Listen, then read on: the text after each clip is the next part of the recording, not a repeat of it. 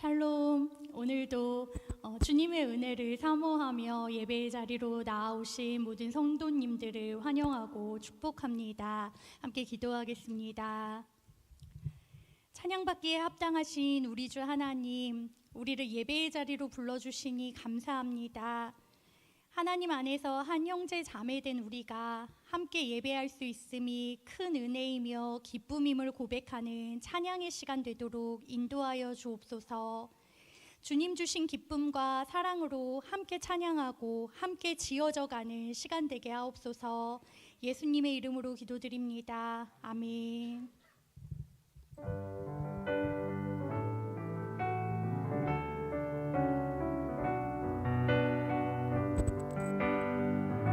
우리 모일 때 주 성령이 말이,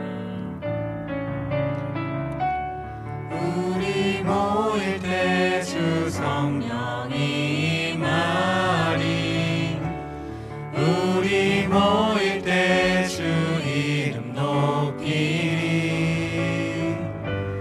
우리 마음 모아 주를 경배할 때 주님 축복하시리. 주님 축복하시리. 다시 한번 찬양합니다. 우리 모일 때, 우리 모일 때 주 성령이 말이, 우리 모일 때 주 이름 높이리. 우리 마음 모아 주를 경배할 때 주님 축복하시리. 주님 축복하시리. 우리 모일 때 주 성령이 말이, 우리 모일 때 주 이름 높이리. 우리 마음 모아 주를 경배할 때 주님 축복하시리. 주님 축복하시리. 하나님의 자녀, 우리는 하나님의 자녀, 주 사랑 안에 우리 거할 때 주님 나를 사랑하신 것 같이 우리도 서로 사랑할 수 있네.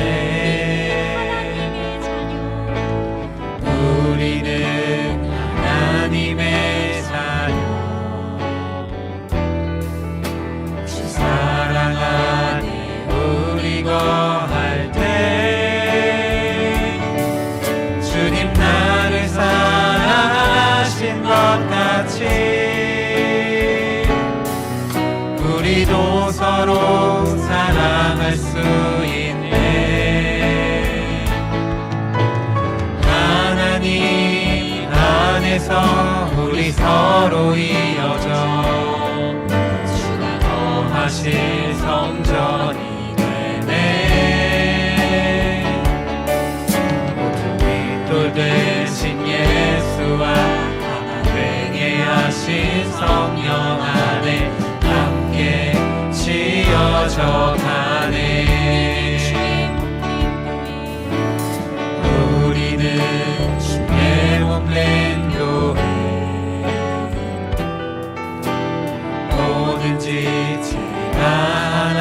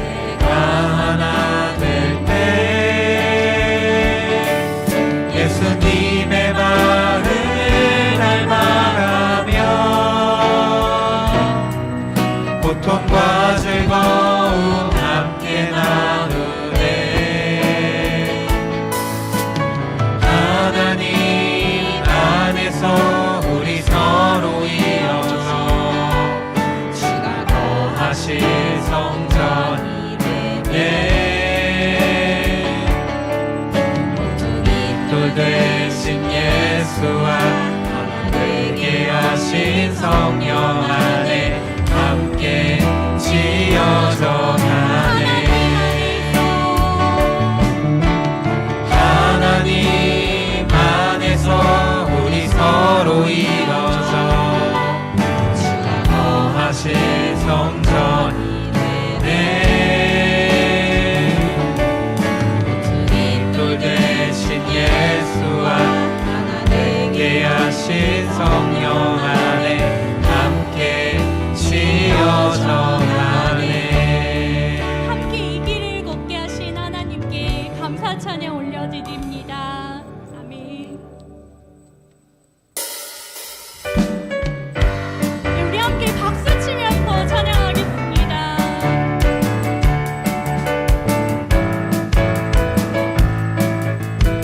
우리가 걷는 이 길을 우리가 걷는 이 길은 보기에 좁고 험하며 잔문이 매우 적어서 외롭지만 이 길 끝에는 우리 주님이 계셔 우리를 그 품에 안아주시니 세상 사람들은 우리들을 보며 어리석다고 조롱하지만 이 길을 가는 자마다 영원히 주와 살리라. 우리는 함께 이 길을 선택한 형제자매요. 영원히 주의 나라의 백성이기에 서로 도우며 서로 손을 잡아주며 이 길을 함께 걸어갑시다. 세상 사람들 우리들을 보며 어리석다고 조롱하지만 이 길을 가는 자마다 영원히 주와 살리라. 우리가 걷는 이 길은 보기에 좁고 험하며 잔문이 매우 적어서 외롭지만 이 길 끝에는 우리 주님이 계셔 우리를 품에 안아주시니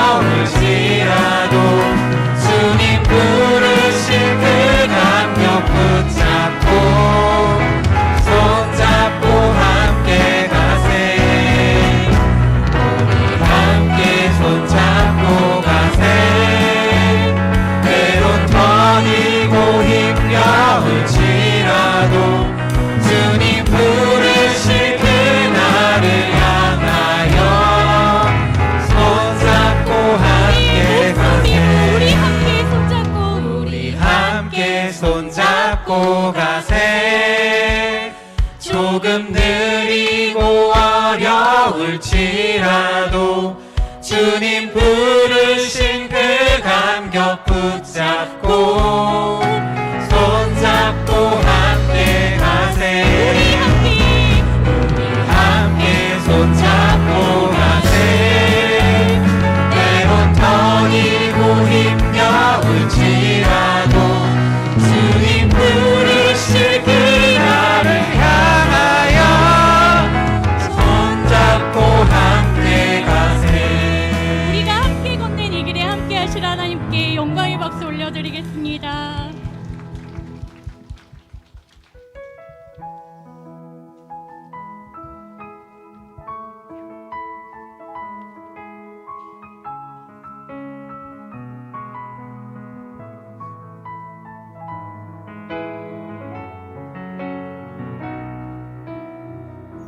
화려하지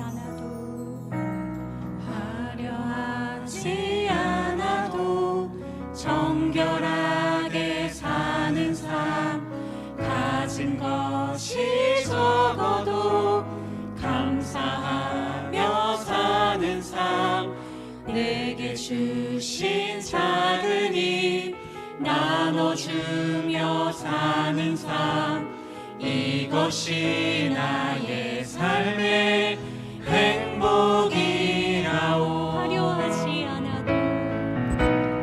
화려하지 않아도 정결하게 사는 삶, 가진 것이 적어도 감사하며 사는 삶, 내게 주신 작은 힘 나눠주며 사는 삶, 이것이 나의 삶의 행복이라오.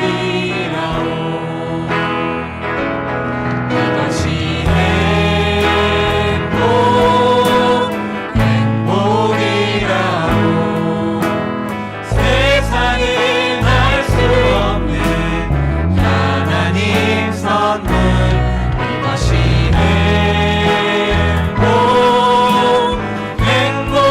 행복이라오.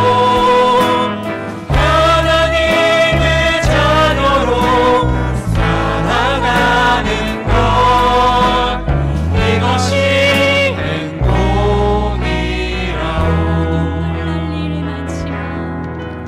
눈물 날 일 많지만 기도할 수 있는 것, 억울한 일 많으나 주를 위해 참는 것, 비록 짧은 작은 삶 주 뜻대로 사는 것, 이것이 나의 삶의 행복이라오. 눈물 날 일 많지만 기도할 수 있는 것, 억울한 일 많으나 주를 위해 참는 것, 비록 짧은 작은 삶 주 뜻대로 사는 것, 이것이 나의 삶의 행복이라오. 이것이 행복이라오. 세상은 알 수 없는 하나님 선물, 이것이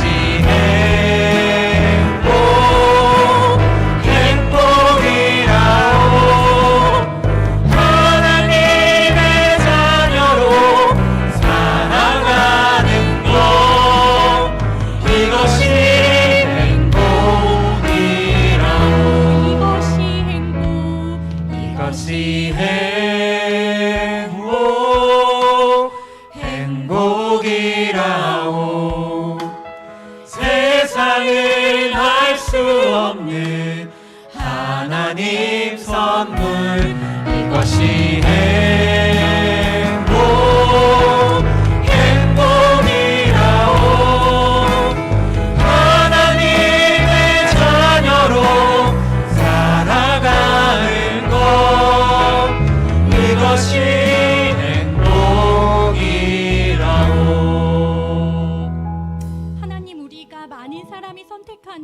보기에 좋은 편한 길을 선택하지 않으며 좁고 험한 길이어도 하나님 기뻐하시는 길을 선택하게 하옵소서. 주님을 따르는 길이 때로 억울하고 눈물 나는 길이라 해도 주를 위해 참고 인내하며 주의 길을 따르게 하옵소서. 화려하고 많은 것을 가진 삶이 행복이 아니며 감사하며 나누는 삶이 행복임을 아는 삶이 되게 하옵소서. 이 시간 드려질 예배와 말씀 전해주실 이혜진 목사님과 또한 주어진 기도 제목을 위하여 함께 기도하겠습니다. 기도하겠습니다. 사랑하시는 하나님 아버지, 주의 자녀들 이렇게 하나가 되어 하나님 앞에 예배드리게 하여 주시니 하나님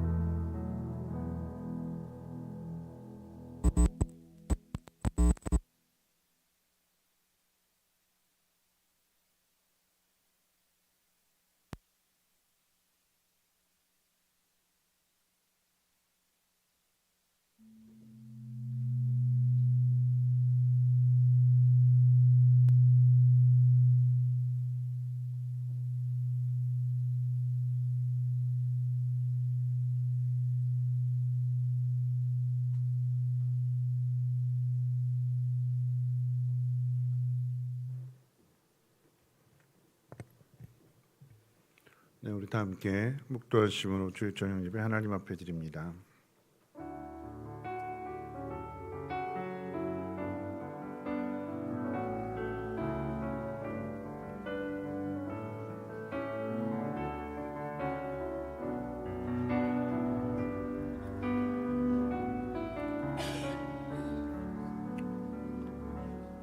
사도신경으로 신앙 고백합니다.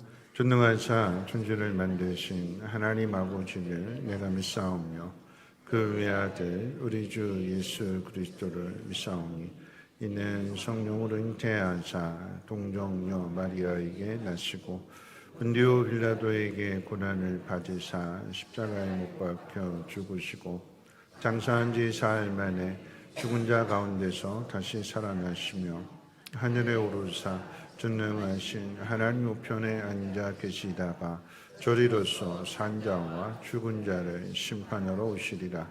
성령을 믿사오며 거룩한 공예와 성도가 서로 교통하는 것과 죄를 사하여 주시는 것과 몸이 다시 사는 것과 영원히 사는 것을 믿사옵나이다.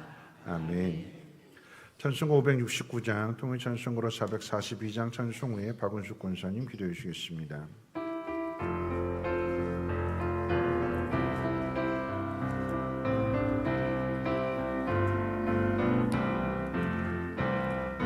선한 목자 되신 우리 주 항상 인도하시고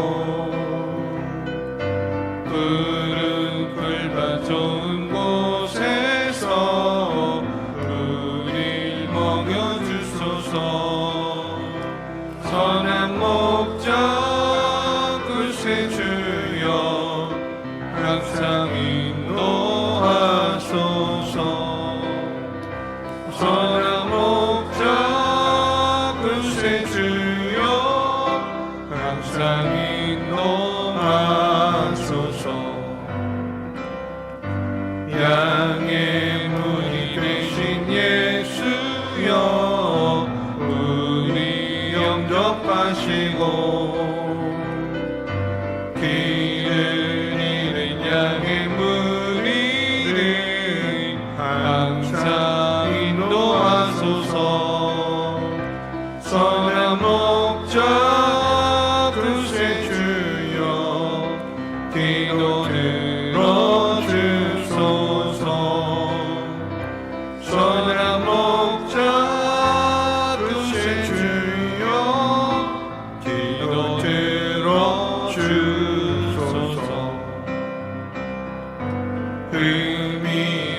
고약한 우리를 용납하여 주시고 주의 넓고 크신 은혜로 자유 얻게 하셨네. 선한 목자 구세주여 지금 나아갑니다. 선한 목자 구세주여 지금 나아갑니다. 일찍 주의 뜻을 따라서 살아가게 하시고 주의 크신 사랑 베푸사 날아가게 하소서. 선한 목자 구세주여 항상 인도하소서. 선한 목자 구세주여 항상 인도하소서.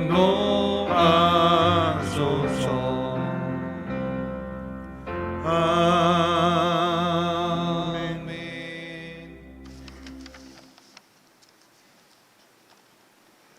우리의 산성이시요 방패시요 요새이시며 구원자이신 주님을 찬송하며 이 시간 기도하고 감사하며 예배합니다.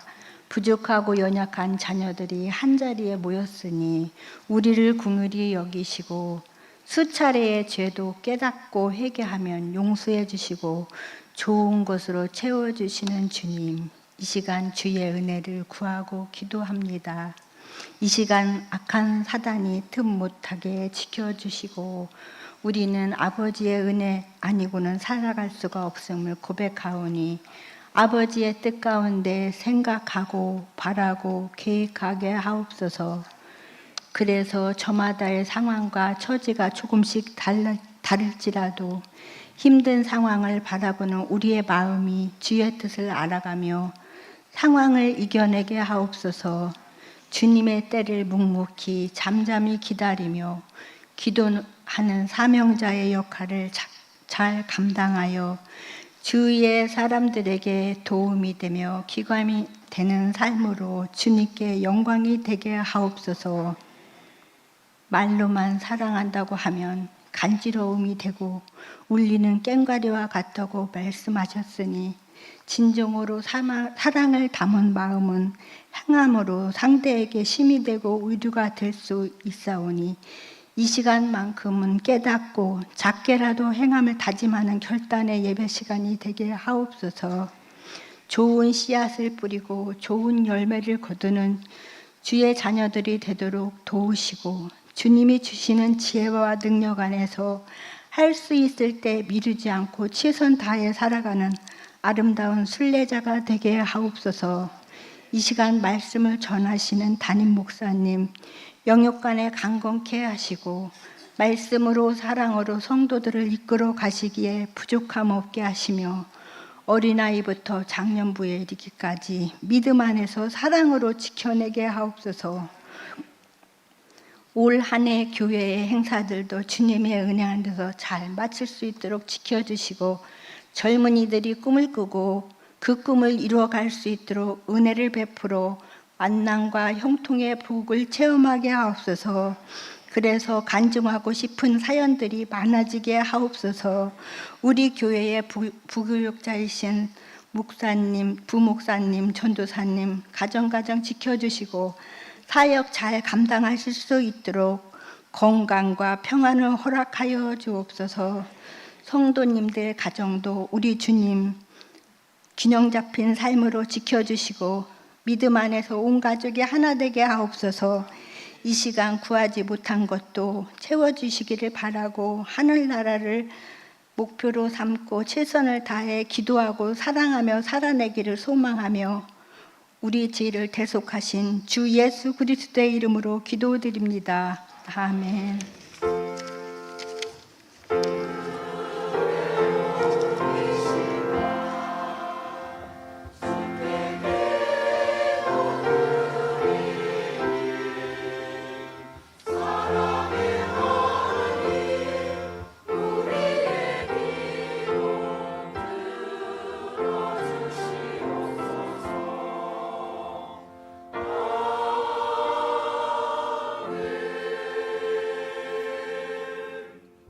교회 소식은 주보를 참고해 주시고요. 오늘 특별히 새가족 새로운 삶 공부 마치신 분들 수료식을 하려고 합니다. 우리 대상자 되시는 분들 자리에서 일어나셔서 앞으로 나와주셨으면 감사하겠습니다. 우리 송지영 장로님, 유효정 집사님, 또 이옥재 권사님, 장영자 권사님, 정유준 집사님, 조은진 권사님, 최현남 장로님, 네, 앞으로 나와주셔서 12주 동안에 우리 새로운 삶을 잘 맞춰주셨고 또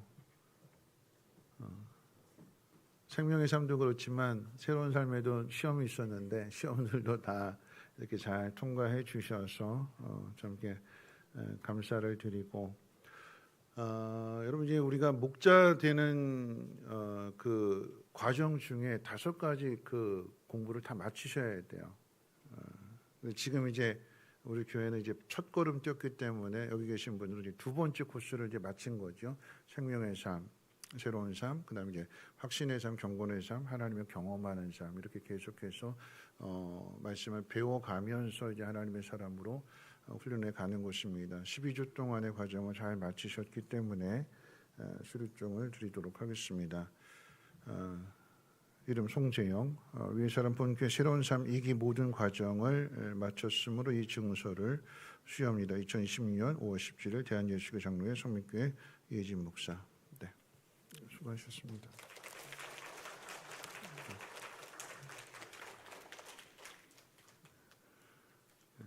이름 유효종, 위에 사람 이하 동문입니다. 네.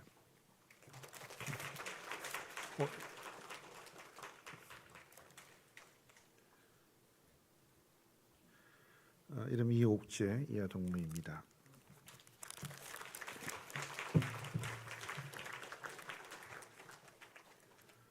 이름 장영자, 이하 동문입니다.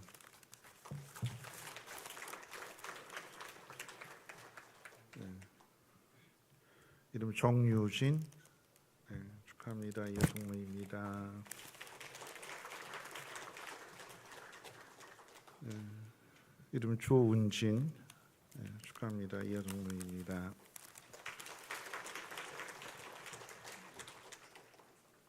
네, 이름 최연남, 이하 동문입니다. 네.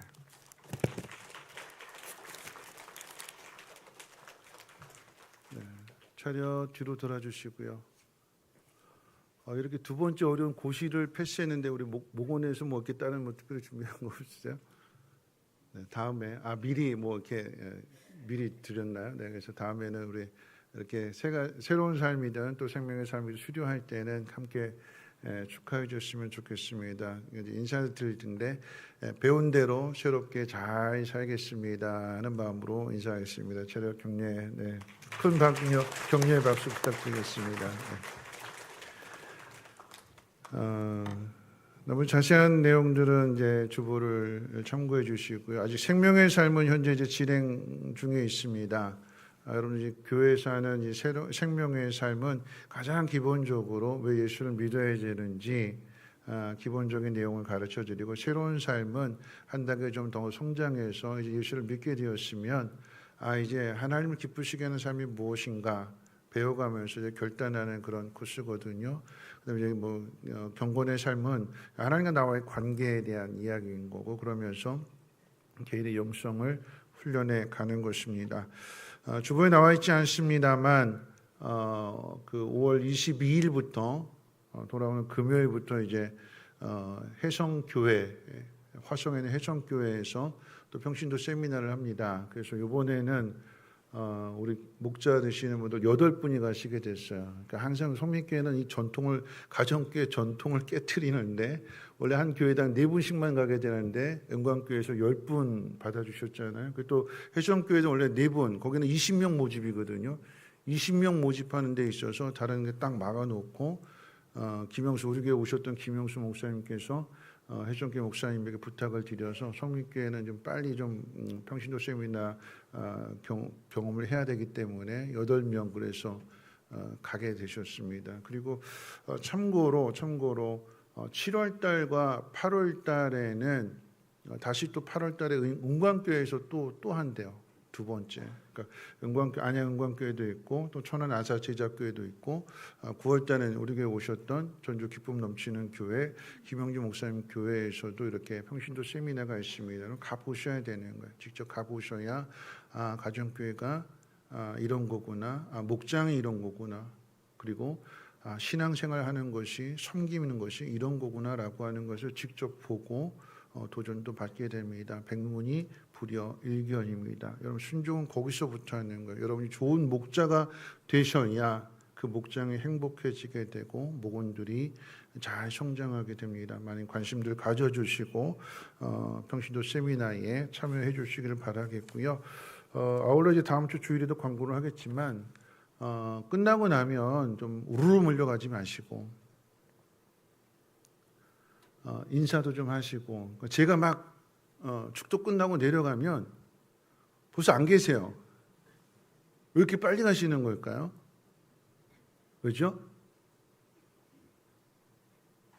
밥 조금만 좀 천천히 드시고 서로 교제하고, 그리고 내려가실 때도 좀 어르신들이 좀 먼저 내려가실 수 있도록 천천히 내려가실 수 있도록 한꺼번에 몰리게 되면 안전사고 일어날 수 있으니까 그 점 조금은 양해해 주시고 축도 마치고 또는 주기도문 마치고 함께 눈 마주치면서 인사도 좀 하고 그렇게 가셨으면 좋겠습니다.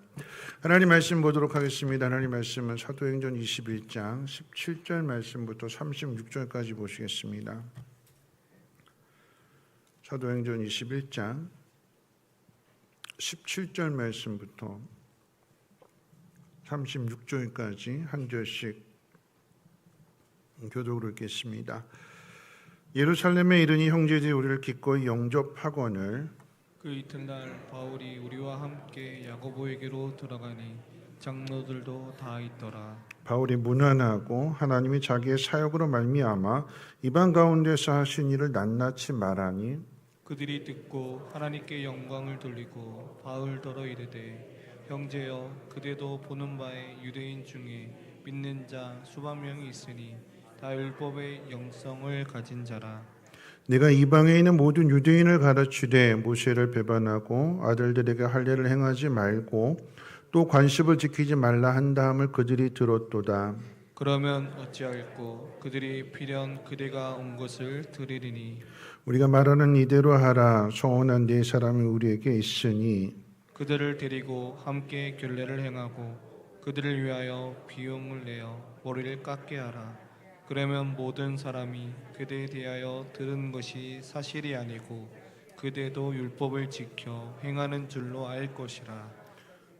주를 믿는 이방인에게는 우리가 우상의 제물과 피와 목매어 죽인 것과 음행을 피할 것을 결의하고 편지하였느니라 하니 바울이 이 사람들을 데리고 이틀날 그들과 함께 결례를 행하고 성전에 들어가서 각 사람을 위하여 제사 드릴 때까지 결례 기간이 만기된 것을 신고하니라.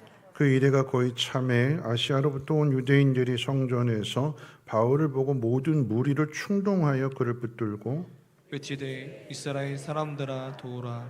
이 사람은 각처에서 우리 백성과 율법과 이곳을 비방하여 모든 사람을 가르치는 그 자인데 또 헬라인을 데리고 성전에 들어가서 이 거룩한 곳을 더럽혔다 하니 이는 그들이 전에 에베소 사람 드로비모가 바울과 함께 시내에 있음을 보고 바울이 그를 성전에 데리고 들어간 줄로 생각함이로라. 온 성이 소동하여 백성이 달려와 모여 바울을 잡아 성전 밖으로 끌고 나가니 문들이 곧 닫히더라. 그들이 그를 죽이려 할 때에 온 예루살렘이 요란하다는 소문이 군대 천부장에게 들리매 그가 급히 군인들과 백부장들을 거느리고 달려 내려가니 그들이 천부장과 군인들을 보고 바울 치기를 그치는지라. 이에 천부장이 가까이 가서 바울을 잡아 두 쇠사슬로 결박하라 명하고 그가 누구이며 그가 무슨 일을 하였느냐 물으니 무리 가운데서 어떤 이는 이런 말로 어떤 이는 저런 말로 소리치거늘 천부장이 소동으로 말미암아 진상을 알 수 없어 그를 영내로 데려가라 명하니라. 바울이 층대에 이를 때에 무리의 폭행으로 말미암아 군사들에게 들려가니 이는 백성의 무리가 그를 없이 하자고 외치며 따라가미로라. 아멘. 호산나 찬양대 찬양 있겠습니다.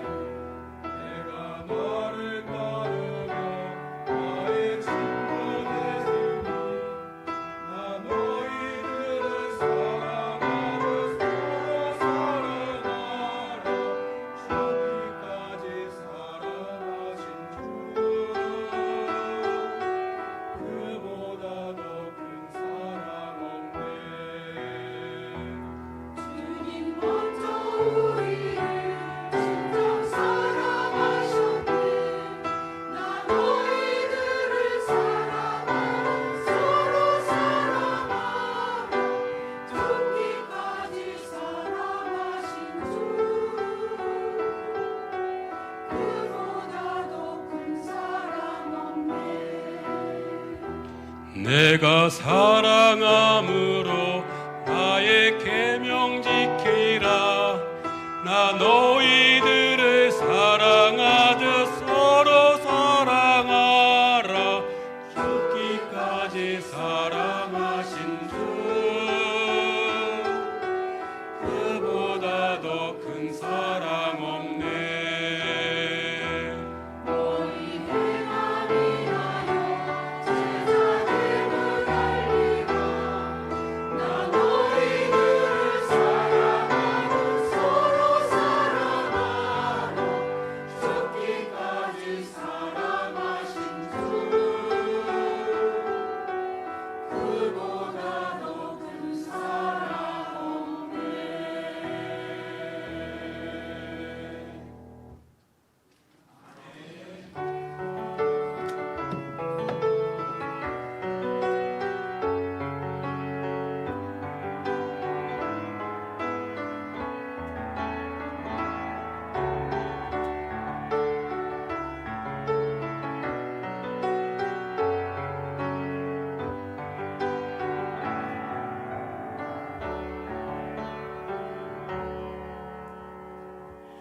기도하겠습니다. 하나님 감사합니다. 하나님은 오늘 이 밤도 거룩하고 복된 날 끝까지 하나님은 예배함으로 마칠 수 있도록 인도해 주심을 감사합니다.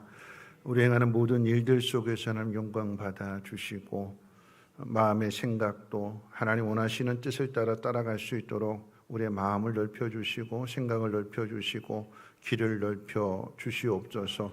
이 예물이 씌워지는 곳곳마다 그리스도의 향기가 드러나게 하시고 또 그로 인하여서 많은 영혼들이 하나님을 알고 믿으며 구원받는 놀라운 능력의 역사도 함께 허락해 주시옵소서. 오늘 말씀을 통해서 우리가 깨달아야 될 바가 무엇인지 우리 마음 가운데 또 우리의 생각 가운데 음성으로 깨닫게 해 주시고 성령의 귀를 기울이며 가르쳐 주시고 이끄시는 대로 따라갈 수 있는 우리 성민교회가 되게 하옵소서. 가정마다 잘 되게 하시고 평안하게 하시고 좋은 소식 들려지게 하시고 감사와 찬송이 넘치는 복된 가정과 교회 되게 하옵소서. 예수님의 이름으로 기도합니다. 아멘. 네, 우리 옆에 있는 분하고 함께 인사 나누셨습니다. 끝까지 최선을 다합시다 하고 한번 인사 볼까요? 네.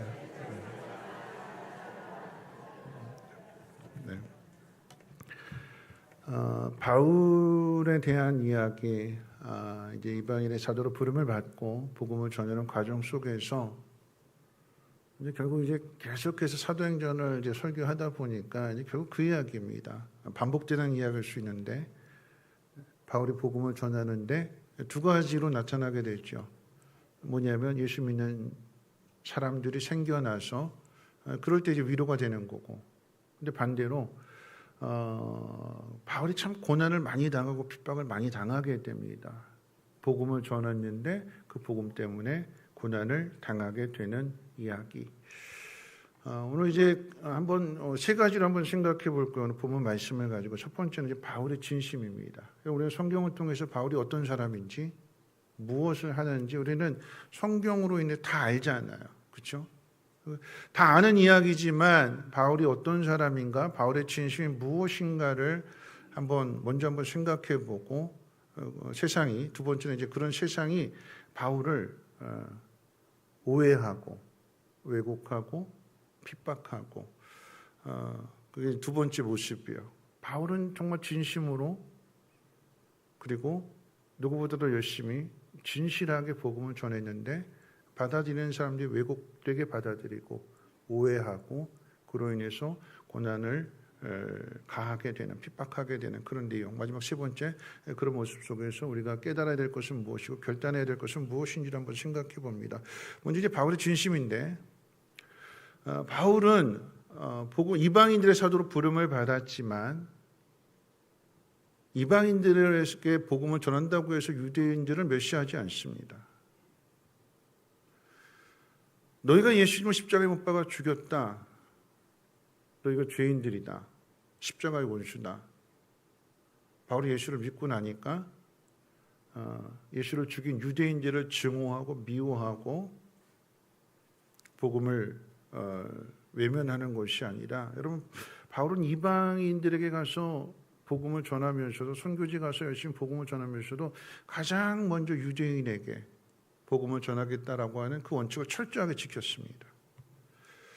동족들이 가는 곳곳마다 유대인들의 소동을 일으키고 바울을 죽이려고 하는 생명의 위협을 가하는 그런 상황 속에서도 이 원칙은 끝까지 지키는 거예요. 너희들이 나한테 어떻게 이럴 수 있느냐? 내 진심은 이런 거고, 난 정말 유대인들을 사랑하고 유대인들이 구원받기를 원한다.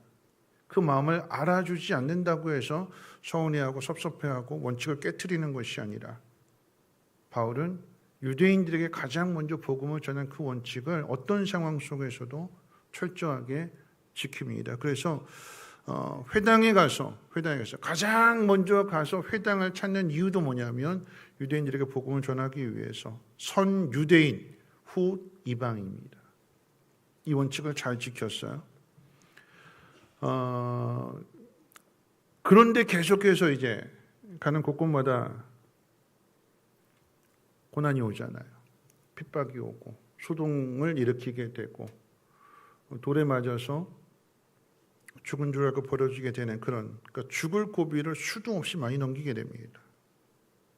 그러면 어떻게 같은 핏줄인데, 같은 동족인데 나한테 이럴 수 있느냐, 아주 유대인들이라고 하면 이가 갈린다, 이러지 않았어요. 기회가 있을 때마다, 시간이 있을 때마다 자신을 핍박하는 유대인들에게 복음을 전했고 예수 그리스도를 증거했습니다. 바울이 우리가 지난번에 살펴본 내용처럼 제자들이 만류했고 또 에베소 교회 장로들조차도 만류했습니다. 가면 죽으니까 가지 말라고. 그럼에도 바울이 예루살렘에 가고자 하는 이유는 뭐냐면, 하나님께서 행하신 일들을 유대인들에게 좀 전해 주어서 이방인도 구원받는구나, 그들의 생각을 좀 넓혀주고 하나님의 일하심을 증거하기 위해서, 그래서 죽을 걸 알면서도 가는 거고, 한 걸음 더 나가서 왜 바울이 예루살렘에 가려고 하느냐, 또 그 절기에 맞춰서 가려고 하느냐, 그 절기 가운데, 그 오순절 절기면 축제인데 흉년으로 인해서, 가뭄으로 인해서 어려움을 당하고 있는 그 예루살렘에 있는 성도들에게 이방 교회의 그 구제 헌금을 빨리 가서 전해주기 위해서, 그 또한 유대인들에 대한 사랑인 거잖아요. 그 바울의 마음이에요. 바울의 진심입니다. 사도행전을 통해서도, 또 바울의 선교 원칙을 통해서도 바울의 진심, 바울의 마음을 알 수도 있지만, 로마서를 통해서도 바울이 유대인을 얼마나 사랑하는지를 알 수가 있는데, 이런 로마서의 말씀은 로마에 있는 성도들에게 쓴 편지인데, 그러니까 이방인 성도들이잖아요. 이방인 성도들에게 복음을 전해주는 거예요. 1장부터 8장까지 예수 그리스도가 누구신지, 복음이 무엇인지를 1장부터 8장까지 쫙 설명합니다. 아브라함의 이야기부터 시작해가지고 쫙 설명해줘요. 그리고 나서 12장부터 16장까지, 그러니까 1장부터 8장은 복음에 대한 내용이고 설명이고, 12장부터 16장까지는 그렇게 예수를 믿게 된 사람, 복음을 받아들인 사람들이 어떻게 살아야 되느냐, 삶에 대한 그리스도인의 생활 원칙, 삶에 대한 이야기를 또 쫙 풀어서 소개해 줍니다. 그러면 9장부터 11장은 무슨 내용이냐? 9장부터 11장까지는 사실 없어도 되는 거예요. 없어도 되는 거예요. 성경의 흐름을 이야기하면 복음이 무엇이냐? 그러니까 바울의 편지를 보게 되면 어떤 편지가 됐든지 간에 뭐 갈라디아서든 뭐 고린도전후서든 간에 복음이 뭐냐? 복음이 뭐냐? 그 다음에 복음을 쫙 설명해주고 교리를 쫙 설명해주고 그 다음에는 그러면 예수를 믿게 된 우리는 어떻게 살아가야 되냐, 삶에 대한 이야기를 해주는 거거든요. 그 원리로 이야기한다면 1장부터 8장 바로 이어서 12장부터 16장 이렇게 연결이 돼야 되는 게 딱 맞거든요. 근데 9장부터 11장은 어떤 이야기냐?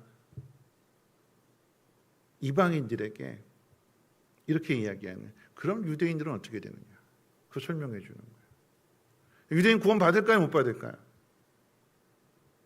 예수님 십자가에 못 받게 한 사람들이 유대인들인데 그 유대인들은 구원을 받을까요? 못 받을까요? 그 설명해 주는 거예요. 그래서 9장 3절 말씀 가운데 보면, 로마서 9장 3절 말씀 가운데 보면 바울이 이렇게 얘기합니다. 나의 형제 곧 골육의 친척을 위하여 내 자신이 저주를 받아서 그리스도에게 끊어질지라도 나는 유대인들의 구원을 원한다. 이런 이야기. 내가 지옥에 갈지라도, 내가 지옥에 가는 일로 인해서 유대인들이 구원을 받게 된다면 난 그것도 좋다. 그토록 유대인들이 구원받기를 간절히 원하고 있는 거예요. 여러분, 이 이야기는 모세 고백과도 같잖아요. 그렇죠? 하나님, 저들의 죄를 사해 주십시오. 저들의 죄를 용서해 주십시오. 저들을 살려 주십시오. 내 이름이 하나님의 생명책에서 지워진다 할지라도, 그렇게 해서라도 하나님 저들을 용서해 주시겠다면 하나님 그렇게 해 주십시오. 모세의 마음과 똑같은 거예요. 바울의 마음이 나는 어떻게 되든지 상관없으니까 하나님 유대인들 구원받기를 원합니다. 다 하나님 나라에 들어가기를 원합니다.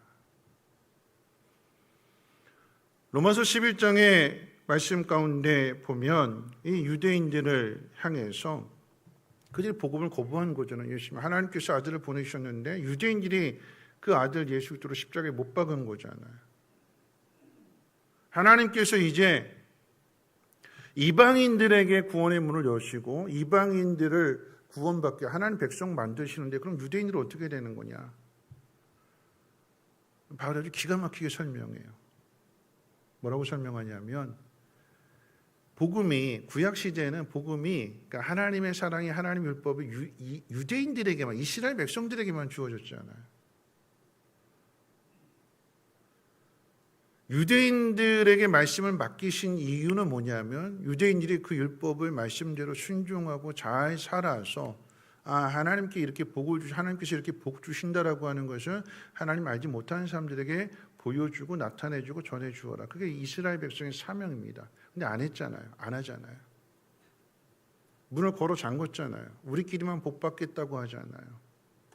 그래서 예수님이 오신 거고, 그 문을 여시는 거고, 이제는 유대인들이 안 하게 되니까 하나님께서 바울을 통해서 이방인들을 구원하시는 거예요. 비유한다면 그런 거죠. 이 물이 여기 가득 채워져 있어요. 이게 흘러가야 되는데 안으로 가득 채워져 있는 거예요. 흘러가서 많은 사람들이 좀 마셔야 되는데 그러지 않고 딱 가둬놓게 되니까 하나님께서 이제는 그 물을 여셔서 어떻게 해요? 이방인들이 구원을 많이 받을 수 있도록 이방인들에게 오히려 더 많은 관심과 더 많은 것들을 하나님께 다 쏟아부으시는 거예요. 잠깐 여기를 막아두시는 거죠. 잠깐. 이방인들에게 하나님이 너희를 이렇게나 사랑하신다. 그 과정 속에서 바울은 유대인들도 외면하지 않고 계속해서 유대인들 구원받기를 원하는 그 마음을, 그 진심을 그대로 전해주고 있는 거예요. 그러면서 로마서 11장을 통해서 분명하게 바울이 이야기하는 거예요. 하나님 이방인들에게 복음이 다 전해진 다음 다시 이 복음이 어디로 간대요? 예루살렘으로 다시 돌아와서 마지막 때 모든 사람이 다 구원받게 하시는 것이 하나님의 뜻이다. 그게 하나님의 뜻이래요. 이방인들만 구원받는 게 아니라 유대인과 이방인이 모두가 다 구원받는 것이 그게 하나님의 마음이고 하나님의 뜻이래요. 지금 당장은 이들이 거절하고 지금 당장은 이들이 복음을 안 받아들이지만 하나님께서 그런 그들을 포기하지 아니하시고 강팍한 그들의 마음을 깨트리셔서 다시금 돌아오게 하신다. 그들도 구원해 주신다. 그걸 가르치는 것입니다. 원수가 아니라 다시는 내 그걸 안 본다. 원수가 아니라 뭘까요? 아픈 손가락이에요. 아픈 손가락. 이 아픈 손가락이 빨리 나아야 모두가 다 건강해지는데 아프니까 어떻게 해요? 자꾸 움츠려들고 아프니까 자기 방어하게 되고 아픈 손가락이에요. 잘라내야 될 손가락이 아니라 버려야 될 손가락이 아니라 치료해야 돼. 그래서 한 몸이 되어야 할 가족이 돼요. 그것을 로마서를 통해서 말씀을 가르쳐 주는 거죠. 바울이 어떤 마음이냐, 바울이 어떻게 사역하느냐, 오늘 본문을 통해서도 이제 확인할 수가 있게 되는데, 예루살렘에 도착했어요. 오늘 말씀 가운데 보면 예루살렘에 도착합니다. 그래서 선교 사역들을 잘 보고했어요. 이방인들이 구원을 받게 되고 이방의 교회가 세워지게 되는 그런 이야기들을 야고보와 장로들에게 잘 보고했어요. 그랬더니 거기에 모였던 사람들이 하나님께서 행하신 일에 대하여 영광을 돌렸다고 그랬어요. 하나님 감사합니다. 하나님 놀라우신 일을 행하셨군요. 하나님에게 찬송했고 하나님께 영광을 돌렸습니다. 그리고 난 다음에 그 예루살렘 교회의 감독이 야고보였는데 이 야고보가 자기 목회적인 문제, 고민을 이 바울에게 이야기합니다. 그 목회적인 고민이 뭐냐면 이 예루살렘에 예수를 믿게 된 유대인들이 수만 명이 있는데 그런데 바울이 이방 지역에서 복음을 전하게 될 때 거기에 퍼져서 들린 소문이 뭐냐? 바울이 율법을 무시하고 자식을 낳으면 분명 율법은 8일 만에 할례를 행하라고 했는데 근데 바울은 할례 행하지 말라고 그랬고 모세 율법 지키지 않아도 된다고 그렇게 이야기하더라. 하나님의 법을 무시하면서 복음을 전하는 게 바울이다. 이런 소문이 퍼졌대요. 그러니까 이 목회를 해야 될 야고보, 그러니까 단임 목사님이 되는 거죠. 단임 목사님으로서 바울에게 뭐라고 이야기하냐면 이 사람들의 오해, 바울의 진심을 믿어지지 않는 그들을 위해서 지금 마침 나시린이 되고자 하는 사람이 4명이 있는데 그 나시린이 그 율법의 규례를 따라서 행하는 그 모든 일들에 대한 경비를 네가 한번 부담해봐라. 그 이야기는 뭘까요? 나시린으로서의 그 정결 의례를 행하게 될 필요한 모든 경비들을 바울 대신해서 지급해 준다면 바울은 율법을 무시하는 것이 아니라 어떻게 해요? 율법을 잘 지키고 있다라고 하는 것을 모든 사람들에게 보여줄 수 있는 기회가 되는 거니까 그렇게 했으면 좋겠다. 단임 목사님으로서 성도들을 잘 가르치고 잘 알지 못하는 것을 좀 시간을 좀 이끌어가기 위해서 네가 이것 좀 양보해 줬으면 좋겠다라고 바울에게 부탁을 했는데 바울이 야고보의 그 부탁을 들어줍니다. 경비를 대줘요. 자기도 지금 힘든데 뭐 돈이 많아서 대주는 것이 아니라 자비령 선거를 하고 있는 상황 속에서도 기꺼이 그 경비를 지불합니다. 그래서 야고보가 목회를 잘 할 수 있도록 옆에서 도와주는 거죠. 자기가 가지고 있는 율법적인 모든 지식을 다 내려놓습니다. 할례가 중요한 것 아니고 율법이 중요한 것 아니고 예수 그리스도를 믿는 믿음으로 구원을 받는다. 그게 가장 중요한 것이다. 자신은 알고 있지만 그런데 그것을 알지 못하고 예수도 믿어야 되고 율법도 지켜야 된다라고 하는 그 경계선에 서 있는 사람들이 다시 예수를 믿는 믿음 안에 들어올 수 있도록, 그들의 믿음이 성장할 수 있도록, 지식을 가질 수 있도록 바울이 자기를 부인하는 거예요. 자기를. 그게 바울의 마음이에요. 고린도전서 말씀 가운데 보면 그렇잖아요. 우상 앞에 바쳐진 제사음식 먹어야 되느냐 먹지 말아야 되느냐. 믿음을 가지고선 먹어도 돼요? 안 돼요?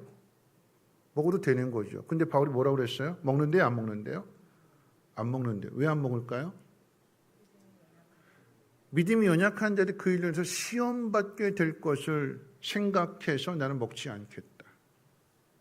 무엇이 중요하냐? 그들이 구원받는 일이 중요하다. 그들이 구원을 받기 위해서라고 한다면, 그들이 낮아진 자리에 있다면 나도 기꺼이 낮아지기를 원하고, 그들이 높은 자리에 있다면 나도 높아지기를 원한다.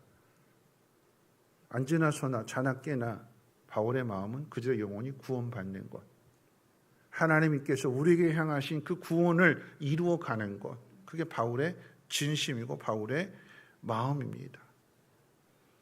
야고보 사도가 담임 목사로서의 그 목회적인 그 고민을 이야기해 줬을 때 거기에 대해서도 바울은 기꺼이 순종하면서 협력했습니다. 고린도전서 9장 19절로 20절 말씀 가운데 보면 이런 말씀이 있어요. 아까 드린 말씀처럼 우리 화면 보시면 같이 한번 읽어볼까요? 함께 읽겠습니다. 시작.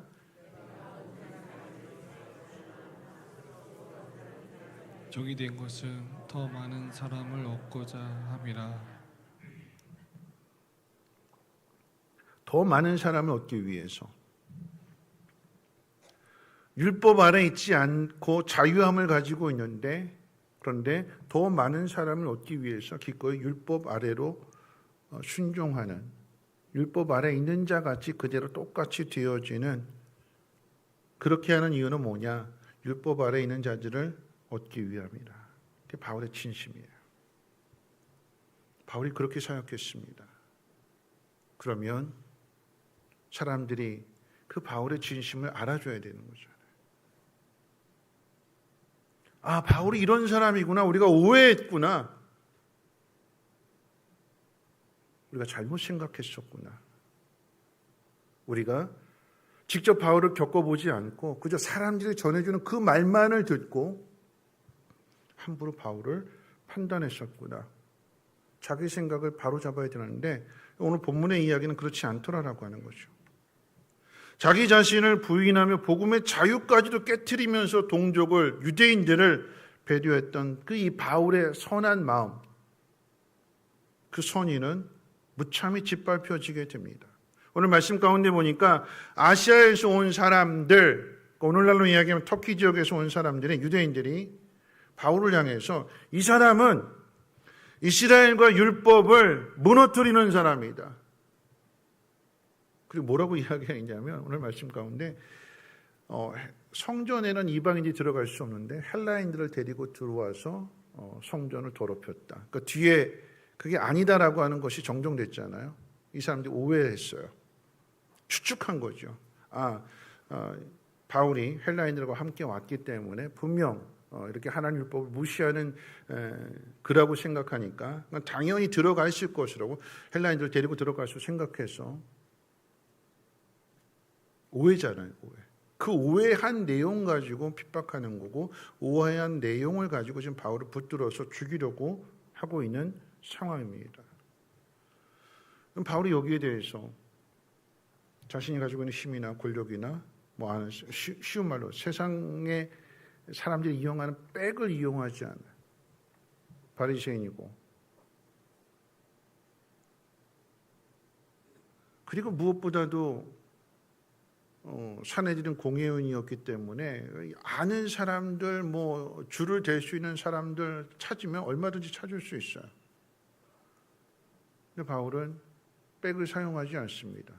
그리고 자기 진심을 오해하고 있는 사람들에 대해서 변명하지 않습니다. 선은 이렇고 후는 이렇고 난 이렇게 했고 근데 사람들이 오해한 거야. 그러니까 자기를 변명하기 위해서 그 시간을 사용하지 않아요. 변명할 수 있는 기회가 있음에도 절대 변명하지 않습니다. 딱 한마디 이야기야. 뭐라고 이야기하냐면 내가 예수를 믿으면 구원받는 소리를 해서 여기 잡혀와 있다. 딱 이 한마디입니다.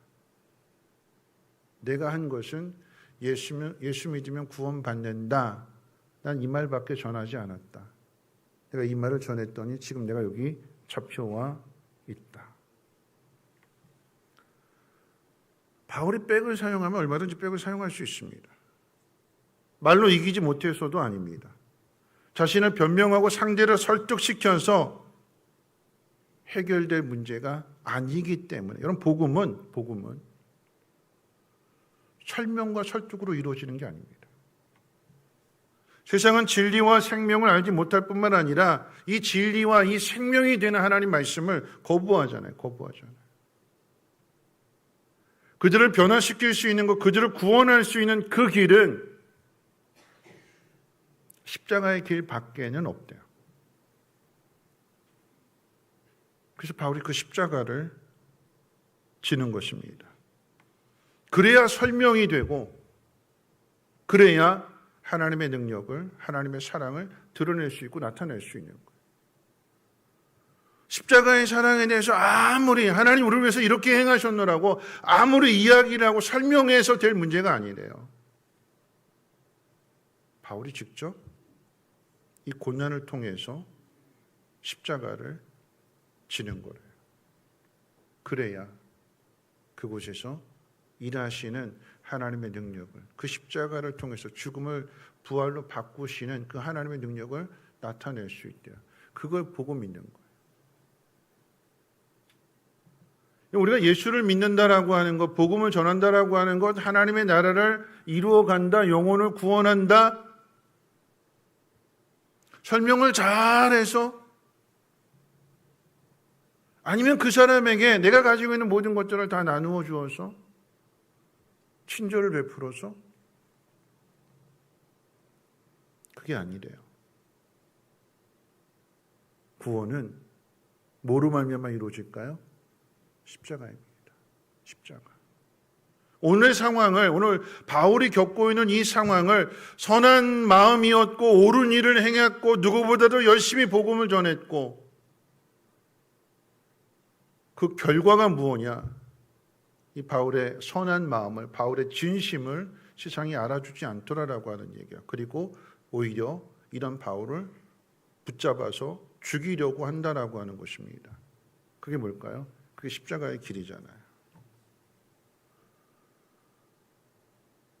근데 우리의 바람은 어떻게 해서든지 십자가 안 지는 거예요. 예수님의 기도를 뒤에는 안 하고 그렇게 앞에 것만 이용하는 거잖아요. 하실 수 있거든 이것을 나에게서 옮겨주시옵소서. 그렇죠? 우리의 모든 기도가 그 기도잖아요. 그렇죠? 나 힘들게 하는 사람들, 나 괴롭히는 사람들, 하나님 좀 혼 좀 내주세요. 벌 좀 주세요. 그래서 나 힘들지 않게 해주세요. 나 편하게 해주세요. 내가 좀 좋게 해주세요. 그게 우리 모든 기도의 내용이잖아요. 우리가 십자가를 져야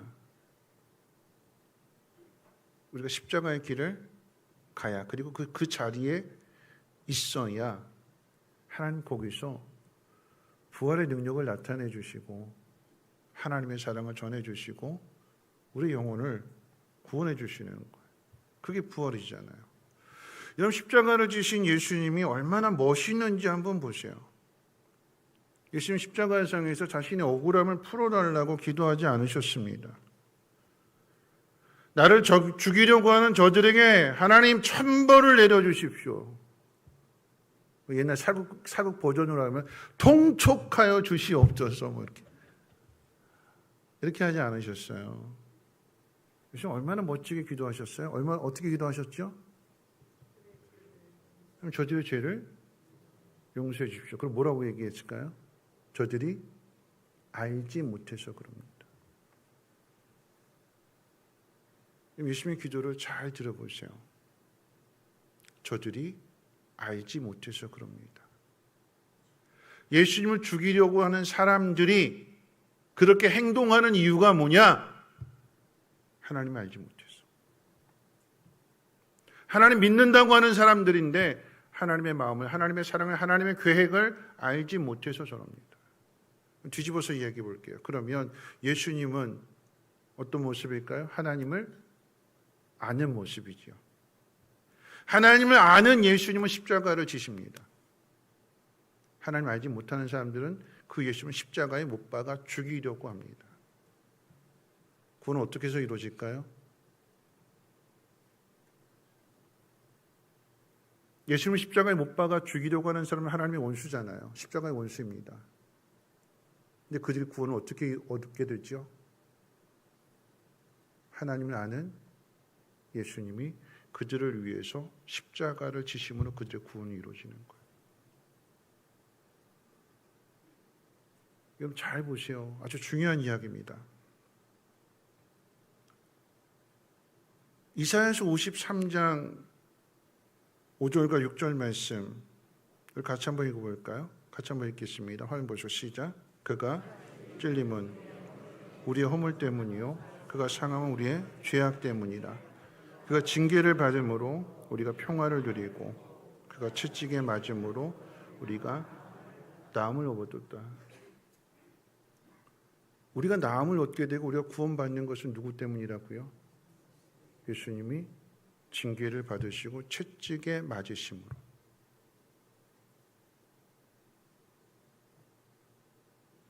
이게 십자가의 원리예요. 하나님을 아는 사람이 채찍을 맞습니다. 하나님을 믿는 예수님이 징계를 받습니다. 근데 나음은 누가 받느냐? 하나님을 알지 못하고 예수님을 죽이려고 하는 사람들이 나음을 받고 구원을 받습니다. 이게 십자가의 원리고 구원의 원리래요. 중요한 거잖아요. 우리는 어떻게 해서든지 십자가 안 지려고 해요. 요리조리 피하려고 합니다. 내가 억울한 일, 내가 분한 일, 내가 속상한 일 안 당하려고 해요. 하나님 믿는다고 하는데, 내가 하나님 안다고 하는데 그 일은 내가 안 당하려고 합니다. 그러면 하나님 믿는 내가, 하나님 아는 내가 그 일을 안 당하려고 한다면 하나님 모르는 사람들은 어디서 구원받을 수 있을까요? 누구를 통해서 구원받을 수 있을까요?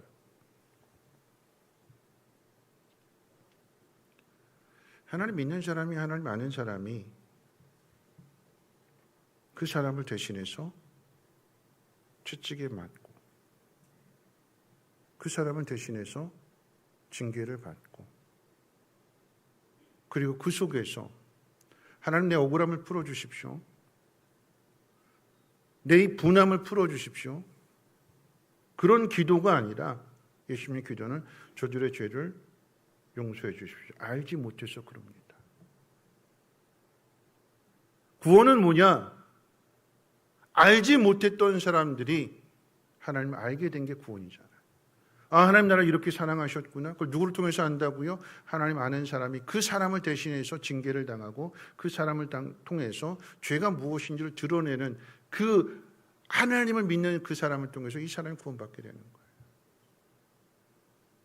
오늘 스승의 주일인데 학생이 스스로 공부를 잘해가지고 훌륭한 사람 성장하는 것이 아니라 누가요? 거기에 스승이 가르치는 자가 자기 뼈를 갈아넣고 자기 모든 걸 다 갈아넣어서 학생들을 가르치게 될 때에 그 학생이 성장해서 좋은 사람, 훌륭한 사람이 되는 것과 똑같은 원리예요. 하나님 그 일을 우리에게 맡기셨습니다. 마지막 세 번째 우리의 결단이 뭐냐 그래서 여러분 기독교인들, 예수 믿는 사람들은 잘난 사람으로 서 있지 않습니다. 바울도 죄인 중에 괴수였고 베드로는 예수님과 함께 동고동락했던 제자임에도 불구하고 예수님을 부인하고 배반한 사람입니다. 근데 은혜를 입어서 복음을 전하는 자가 되었습니다. 누구에게 전할까요? 자기와 똑같은 사람. 하나님 안다고 하면서도 큰 소리 치지만 자기 살 길 먼저 찾겠다라고 하는 그런 사람들에게 나도 전에 너희들과 똑같았었는데 그런 나를 위해서 예수님 죽어주셨고 그런 나에게 찾아오셨고 가르쳐 주셨고 다시 사명을 주셨고 그래서 내가 지금 복음을 전하는 자가 되었노라고. 누가 고난을 당할까요? 베드로가 고난을 당합니다. 누가 고난 당할까요? 제자들이 고난을 당합니다. 누가 고난 당할까요? 그래서 오늘 본문에 바울이 고난을 당합니다. 우리가 해야 될 일은 뭐냐면 그 자리에 머물러 있는 거예요. 억울하고 분하고 속상하고 답답한 그 자리. 그 자리에 머물러 있는 거예요. 하나님 아는 사람이 하나님 믿는 사람이 오늘 바울의 상황으로 이야기한다면 선한 마음으로 옳은 일을 행했는데 돌아온 것은 왜곡되어졌고 모함이 일어나게 되는 거고 붙잡히게 되는 거고 죽을 위기에 처해지게 됩니다. 바울이 거기에 머물러 있는 거예요. 하나님 왜 나를 이렇게 박대하십니까? 내가 하나님 앞에 뭔 잘못을 했길래 내가 하나님 말씀에 순종한 것밖에는 없는데 하나님 나한테 왜 이렇게 고난을 주십니까? 왜 사방이 다 나를 죽이려고 하는 사람들 뿐입니까? 한탄하고 원망하지 않았습니다. 바울은 그 자리에 머물러 있는 거예요. 머물러 있는 거예요. 죄가 뭘까요? 죄가. 여러분 죄라고 하는 것은 하나님에게 멀어지는 거예요. 죄가 무엇이냐? 나쁜 짓 하는 거 물론 그것도 죄입니다.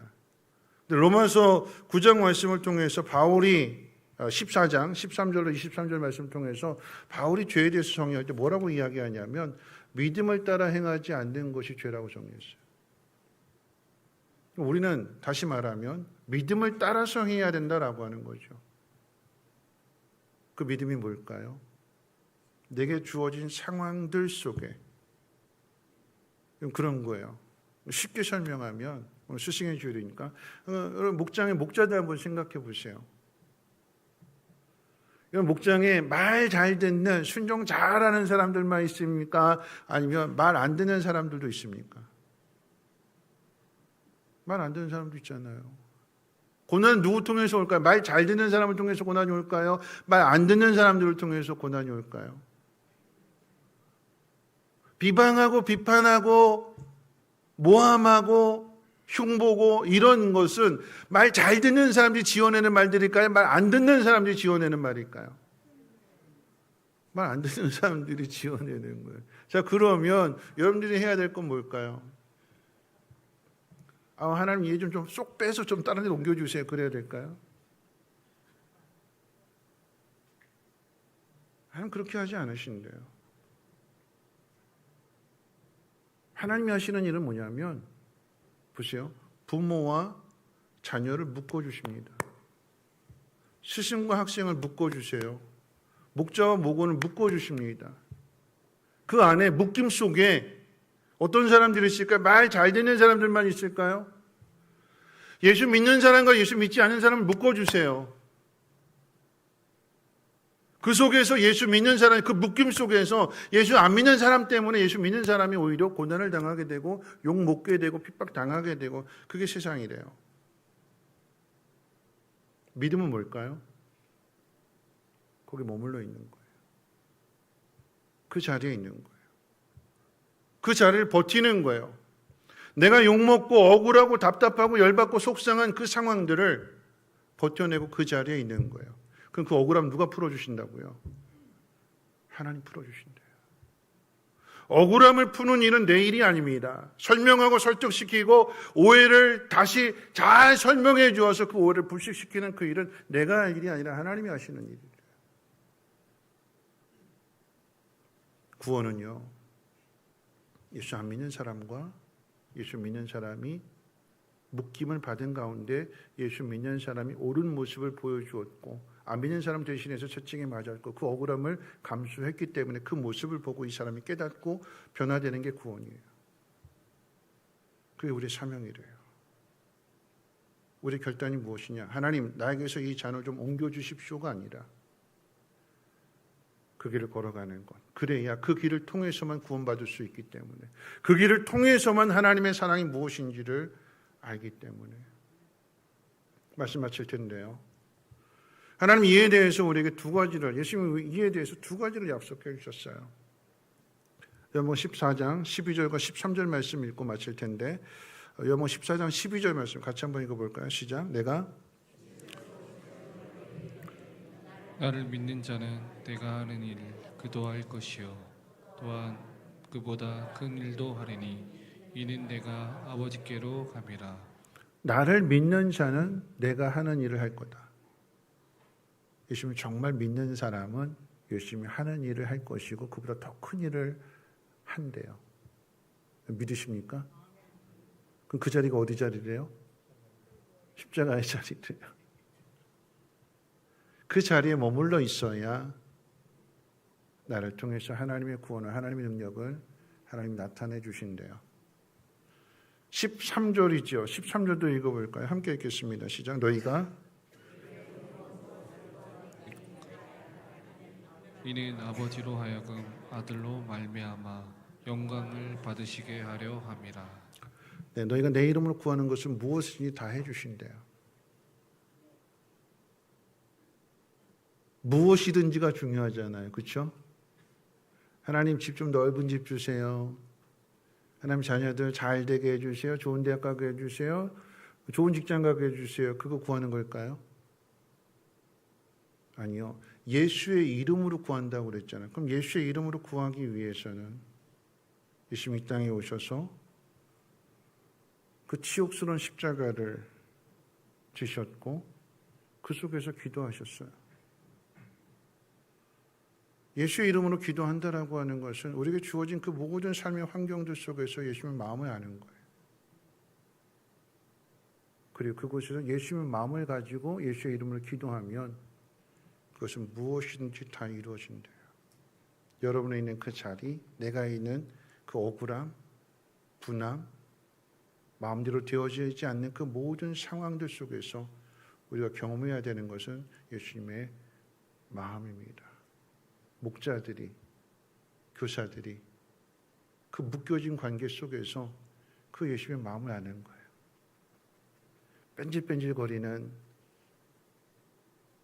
그 사람들을 보면서 아, 예수님 베드로를 보실 때 마음이 이런 마음이었겠구나 하는 것들을 알아가는 거고, 포기하지 않는 거고, 사랑하는 거고, 섬기는 거고, 그 자리에 머물러 있는 거고, 그 사람을, 그 제자들을 대신해서, 그 사람들을 대신해서 내가 고난을 당하게 되는 것.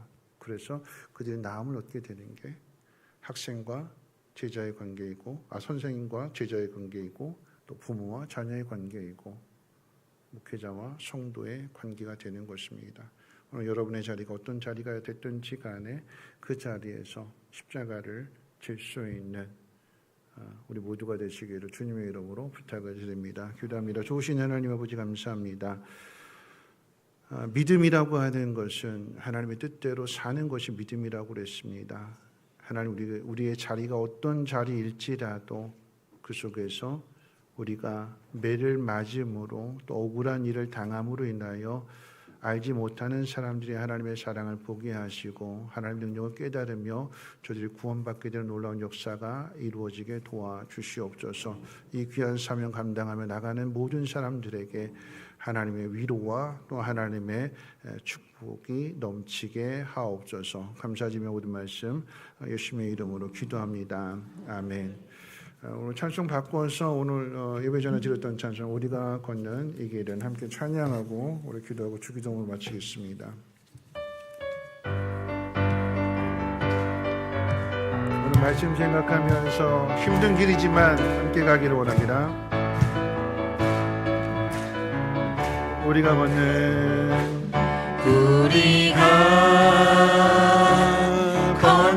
이 길은 보기에 좁고하며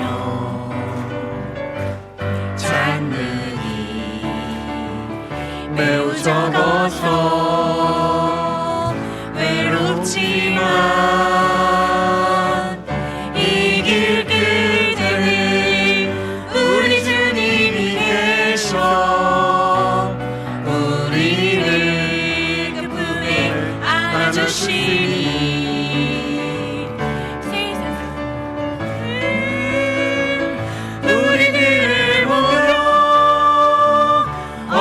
썩다고 조롱하지 마. 이 길을 가는 자마다 영원히 주와 살리라. 우리는 함께 이 길을 함께 이 길을 선택한 형제자매요. 영원한 주의 나라의 백성이기에 서로 도우며 서로 손을 잡아주며 이 길을 함께 걸어갑시다. 세상 사람들 우리들을 모여 어리석다고 조롱하지 마. 이 길을 가는 자마다 영원히 주와 세상 사람들 세상 사람들 우리들을 모여 어리석다고 조롱하지 마. 이 길을 가는 자마다 영원히 주와 살리라. 오늘 말씀 생각하면서 잠깐 기도했으면 좋겠습니다. 하나님 예수를 믿는 사람과 믿지 않는 사람을 함께 묶어주세요. 그 묶임의 관계 속에서 왜 하나님 앞에 이 사람을 나한테 붙여주셨을까? 하나님의 뜻은 그 묶임 속에서 믿음 있는 사람이 믿음을 나타내라고 하십니다. 부모가 자녀를 대신해서 고생하는 거죠. 그 자녀가 일찍 철을 들면 부모가 좀 편해질 건데 이놈의 자식이 언제 철들지 그건 알지 못하는 거예요. 부모가 해야 될 일이 뭘까요? 철 안 들었다고 버릴까요? 아니요. 철 들 때까지 기다려주는 거죠. 철 들 때까지 부모가 그 모든 것들을 책임져 주는 겁니다. 손해보는 게 아니래요. 왜냐하면 그 속에 부모의 믿음, 부모의 사랑이 더 깊어지는 것이고 그 속에서 하나님의 사랑, 하나님의 마음을 알게 된대요. 그게 믿음의 길이 돼요. 상대방이 알아볼 때까지 그 사람이 예수를 믿게 되고 변화될 때까지 내가 대신 맞아주는 거고 내가 억울함을 당하는 거고 그를 위해서 기도해 주는 거고 그를 세워주는 거래요. 그게 목자의 길이 돼요. 아니 그것이 성도의 길, 예수 믿는 사람들의 길이 돼요. 하나님, 내가 그렇게 해서 구원받았기 때문에 내가 그렇게 하나님의 자녀가 되었기 때문에 이 사실을 믿는, 이 사실을 아는 내가 세상 사람들에 대하여 그 길을 가게 해주시고 그 짐을 대신 짊어지게 하시고 내가 고난당함으로 인하여서 하나님 믿지 않는 사람, 나에게 묶여진 그 사람이 하나님 알게 되고 믿게 되는 그 놀라운 역사를 나타내 주시옵소서. 지치지 않게 하시고 때를 따라 도와주시는 그 하나님의 은혜 가운데 내 믿음이 더욱더 강해지게 해달라고 우리 함께 통성으로 함께 기도합니다. 사랑 많으신 하나님 아버지 감사합니다. 오늘도 하나님 말씀을 듣습니다. 한 주를 어떻게 살아가야 될 것인지 말씀 앞에 우리 자신의 마음을 다시 한번 결단하기를 원합니다. 내 주변에 있는 사람들, 나와 함께 묶여져 있는 사람들, 원망하고 불평할 일들이 아니라 하나님, 나도 그 자리에 있었습니다. 알지 못했던 나를, 철들지 않았던 나를 하나님 나를 사랑하시고 예수 그리스도를 통해서 구원해 주시고 자녀 삼아 주셨기에 오늘 우리 이 자리에 있다면 하나님 여전히 하나님 알지 못하는 사람들에게, 나에게 묶여주신 사람들에게, 아픈 손가락이 된 그 사람들에게 하나님 사랑하게 하시고 섬기게 해주시고, 대신 짐을 짊어지며, 대신 채찍에 맞으며, 대신 억울한 일을 당하며 그 속에서 선한 길을 걸어갈 수 있는 우리 모두가 되게 도와주시고, 우리 성민교회 좋은 목자들이 세워지게 해주시고, 좋은 교사들 세워지게 도와주시며, 좋은 사역자가 되어서 하나님의 뜻, 하나님 영광 나타날 수 있도록 은혜를 더하여 주시옵소서. 감사드리며 예수님의 이름으로 기도합니다. 주기도문으로 마칩니다. 하늘에 계신 우리 아버지여, 이름이 거룩히 여김을 받으시오며 나라가 임하시오며 뜻이 하늘에서 이루어진 것 같이 땅에서도 이루어지이다. 오늘날 우리에게 일용할 양식을 주시옵고, 우리가 우리에게 죄 지은 자를 사하여 준 것 같이 우리의 죄를 사하여 주시옵고, 우리 시험에 들게 하지 마시옵고 다만 악에서 구하시옵소서. 나라와 권세와 영광이 아버지께 영원히 있사옵나이다. 아멘.